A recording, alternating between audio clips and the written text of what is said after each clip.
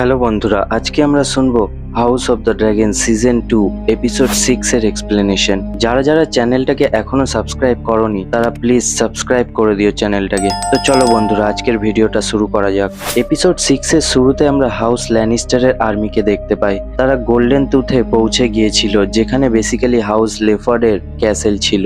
এখানে আমরা জেসন ল্যানিস্টারকে দেখতে পাই। সে ল্যানিস্টার আর্মি নিয়ে এখানে এসেছে। অ্যান্ড এখানে আমরা হাউস লেফার্ডের লর্ড স্যার হামফ্রি লেফার্ডকেও এখানে দেখতে পাই। জেসন ল্যানিস্টার হামফ্রি লেফার্ডকে কিংস ল্যান্ডিং এ এমন্ডের কাছে রেভেন পাঠাতে বলে, কারণ এমন্ড ভেগারকে নিয়ে আসলে জেসন ল্যানিস্টার হ্যারেনহ্যালে অ্যাটাক করতে পারবে। দেন হামফ্রি লেফার্ড এমন্ডকে রেভেন পাঠায় অ্যান্ড আমরা দেখতে পাই সেই রেভেনটা এমন্ডের কাছে এখন পৌঁছে গিয়েছে।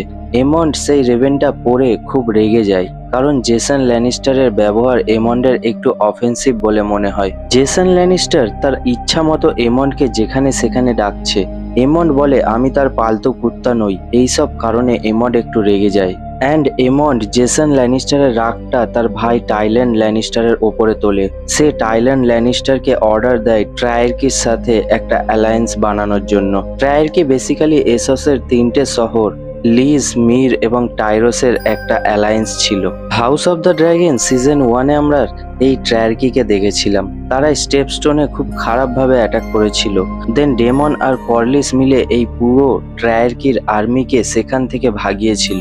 এমন্ডের এরকম মনে হয় যে ট্রায়ার্কির সাথে অ্যালায়েন্স বানানো যেতে পারে, তাই এমন্ড এখানে ট্রায়ার্কির সাথে সমঝোতা করার জন্য সেই রেসপন্সিবিলিটিটা টাইল্যান্ডকে দেয়। এই অ্যালায়েন্সটা করার রিজন ছিল Valyrian blockade. Basically lord Corlys Valyrian ব্লকেডের কারণে কিংস ল্যান্ডিং এ এখন ট্রেডিং বন্ধ হয়ে গিয়েছিল। অ্যান্ড সেই কারণে কিংস ল্যান্ডিং এ এখন আনরেস্ট শুরু হয়ে গিয়েছিল। অ্যান্ড আমরা আগের এপিসোডেও দেখেছিলাম কিংস ল্যান্ডিং এর মানুষ এখন কিংস ল্যান্ডিং ছেড়ে চলে যেতে শুরু করেছে। এই সব কারণের জন্য এমন্ড ভ্যালেরিয়ান ব্লকেডকে নিয়ে খুব রেগেছিল। অ্যান্ড সে এখন যা কিছু করেই হোক না কেন, সে এখন ভ্যালেরিয়ান ব্লকেডকে ডিস্ট্রয় করতে চায়। অ্যান্ড এই কারণেই এমন্ড ট্রায়ার্কির হেল্প নেওয়ার ডিসিশন নেয়। দেন এই মিটিংয়েই এমন্ড ক্রিস্টেন কোলকে ডাইরেক্টলি হ্যারেনহ্যালে অ্যাটাক করার হুকুম দেয়। কিন্তু প্রথমে ক্রিস্টেন কোল এমন্ডকে বোঝানোর চেষ্টা করে এইভাবে ডাইরেক্টলি হ্যারেনহ্যালে অ্যাটাক করা ঠিক হবে না, কিন্তু এমন্ড তার কোনো কথা শোনে না। এমন্ডের কথা অনুযায়ী ডেমন এখন হ্যারেনহ্যালে আর্মি একত্রিত করছে।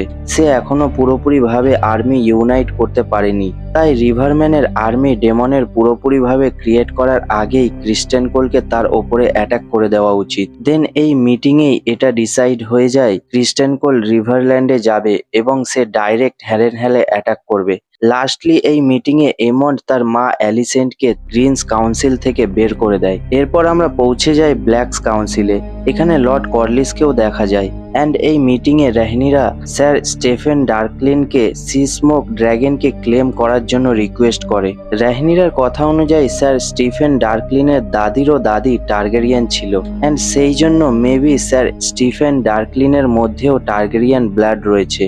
দেন স্যার স্টিফেন ডার্কলিন সি স্মোক ড্র্যাগনের সাথে কানেক্ট করার চেষ্টা করে, তার রাইডার হওয়ার চেষ্টা করে, কিন্তু সি স্মোক তাকে সেখানেই জ্বালিয়ে দেয়। এরপর আমরা হ্যারেনহ্যালে ডেমনকে দেখতে পাই। এখানে সে আবারও কিছু ভিশন দেখতে পাচ্ছিল। এবারে সে তার ভাই ভিসেরিসকে দেখতে পায়। ভিসেরিস ডেমনকে বলে যখন তার ছেলে মারা গিয়েছিল এটার খুশিতে ডেমন পার্টি করেছিল, আর এই কারণে ভিসেরিসের খুব খারাপ লেগেছিল। ডেমন এইসব দেখে একদম শকড হয়ে যায় অ্যান্ড সে এই ভিশন থেকে বের হওয়ার চেষ্টা করে। এই কারণে সে একটা দরজা খোলার চেষ্টা করছিল, বাট সেই দরজাটা খুলতে চায় না। বাট ইভেনচুয়ালি যখন সেই দরজাটা খোলে তখন ডেমনের সামনে ছিল সাইমন স্ট্রম। বারবার এই সব ভিশন দেখার কারণে ডেমন একদম ইরিটেড হয়ে গিয়েছিল। তার মনে হয় সাইমন স্ট্রম তার ওপরে ব্ল্যাক ম্যাজিক করছে, তার খাবারে কিছু মিশিয়েছে, এই কারণে সে এরকম ভিশন দেখতে পাচ্ছে। সেই জন্য ডেমন সাইমন স্ট্রমকে থ্রেট করে এবং সে হ্যারেনহ্যাল ছেড়ে চলে যেতে শুরু করে। হ্যারেনহ্যাল ছেড়ে যাওয়ার সময় ডেমনের সাথে অ্যালিস রিভার্সে দেখা হয়ে যায় অ্যান্ড সে এখানে একটু শান্ত হয়। ডেমন এখানে অ্যালিস রিভার্সের কাছে হেল্প চায়। বেসিক্যালি সে বলে হ্যারেনহ্যালে থেকে এখন আমার কি করা উচিত, আমি রিভারম্যানের আর্মিকে কিভাবে ইউনাইট করব, এইসব রিলেটেড হেল্প ডেমন অ্যালিস রিভার্সের কাছে চায়। কিন্তু অ্যালিস রিভার্স ডেমনকে বলে তোমাকে এখন কিছু করার দরকার নেই, তুমি শুধু 3 দিন ওয়েট করো, 3 দিন পর হাওয়ার দিক চেঞ্জ হয়ে যাবে। এরপর ড্রিফটমার্কে লর্ড কর্লিসের অ্যালিনের সাথে দেখা হয়। অ্যালিন তাকে বলে কিছু সময়ের মধ্যেই হাউস গ্রেজয় এবং হাউস ল্যানিস্টারের শিপস ভ্যালেরিয়ান ব্লকেটকে চ্যালেঞ্জ করতে পারে। দেন কর্লিস তাকে বলে সে তার শিপ সি স্নেককে নিয়ে ব্লকেডের ওখানে যাবে যাতে সে সেখানে সবাইকে মোটিভেট করতে পারে। তাই কর্লিস চাই অ্যালিন তার সাথে তার ফার্স্ট মেট হয়ে তার সাথেই যাবে, কিন্তু এটা শুনে অ্যালিন বেশি খুশি হয় না। অ্যালিনের এরকম মনে হয় সে কর্লিসের বাস্টার্ড, তাই কর্লিস তাকে হেল্প করার চেষ্টা করছে। বাট কর্লিস এখানে অ্যালিনকে বোঝায় যে তুমিও একজন ভালো সেলার, তাই আমি তোমাকে আমার ফার্স্ট মেট বানাতে চাই। লর্ড কর্লিস এবং অ্যালিনের মধ্যে যখন কনভারসেশন চালু ছিল তখন অ্যাডাম অফ হাল তাদের দূর থেকে দেখছিল। দেন আমরা কিংস ল্যান্ডিং এ ডায়ানার বার এবং রেস্টুরেন্টে পৌঁছে যাই, যেখানে উলফ কিছু খাওয়ার জন্য এসেছিল। বাট সেই রেস্টুরেন্টে উলফকে সার্ভ করার মতো কোনো খাবার ছিল না। এই ব্যাটেলের কারণে মানুষের কাছে এখন খাবার জন্য কিছুই ছিল না, এটা আমরা বুঝতে পারি এই সিনটা থেকে। এখানে এমন্ডের ফেভারিট প্রস্টিটিউট সিলভিও প্রেজেন্ট ছিল। সিলভি এখানে বলে এই সময় রেড কিপে সবাই মাস্ট পার্টি করছে, ভালো ভালো খাবার খাচ্ছে, অন্যদিকে সাধারণ মানুষের কাছে খাবার জন্য কিছুই নেই। বেসিক্যালি এটা মিসারিয়ার প্ল্যান ছিল। মিসারিয়া সাধারণ মানুষকে গ্রিনসের এগেনস্টে করতে চাইছিল, আর এটা করার জন্য সে সিলভির সাহায্য নেয়। পরের সিনে আমরা মিসারিয়াকে দেখতে পাই। সে এখানে কিংস ল্যান্ডিং এ যা কিছু এখন চলছে সেটার ব্যাপারে রেহনিরাকে বলে। সে বলে আমাদের প্ল্যানটা আস্তে আস্তে করে সাকসেস হচ্ছে। অন্যদিকে গ্রিনসের কাউন্সিল মিটিং এ ল্যারিস চেষ্টা করে রিজেন্ট কিং এমন্ডের হ্যান্ড অফ দ্য কিং হওয়ার জন্য, বাট তার এই এফর্টটা ফেলড হয়ে যায়। এমন্ড এখানে ল্যারিসের কথাই ফাঁসেনি। এমন্ড হুকুম দেয় স্যার অটো হাইটাওয়ারকে কিংস ল্যান্ডিং এ ডাকার জন্য, কারণ এমন্ড স্যার অটোকেই তার হ্যান্ড অফ দ্য কিং বানাতে চায়। এখানে ল্যারিসের খুব ইনসাল্ট হয় অ্যান্ড সে মাথা নিচু করে চুপচাপ এমন্ডের কথা শোনে। দেন গ্র্যান্ডমাস্টার ওরওয়াইল একটা নিউজ দেয়। সে বলে কিং এগন এখন হোসে চলে এসেছে।